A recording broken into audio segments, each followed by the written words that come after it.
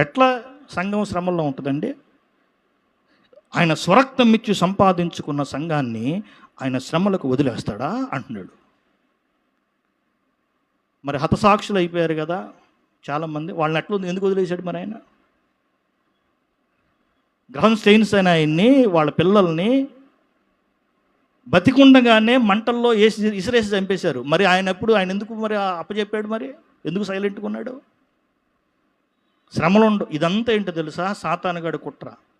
క్రైస్తవంలో ఒక భాగానికి, క్రైస్తవ్యంలో ఒక భాగము నకిలీ భాగం ఉంది. ఆ నకిలీ భాగానికి శ్రమలంటే అసలు ఇష్టం ఉండదు. మాకన్నీ ఆశీర్వాదాలే చెప్పండి, శ్రమలు వద్దు అనే బ్యాచ్ ఉన్నారు. అసలు ఆశీర్వాదం అంటే ఏంటో తెలుసా? నువ్వు క్రీస్తు కొరకు శ్రమ పడటం నీకు ఆశీర్వాదం. దేవుని నమ్మానికి స్తోత్రం. నిజమైన ఆశీర్వాదం అదే. ప్రభువు కొరకు శ్రమ పడటమే ఒక భక్తుని జీవితంలో గొప్ప ఆశీర్వాదం.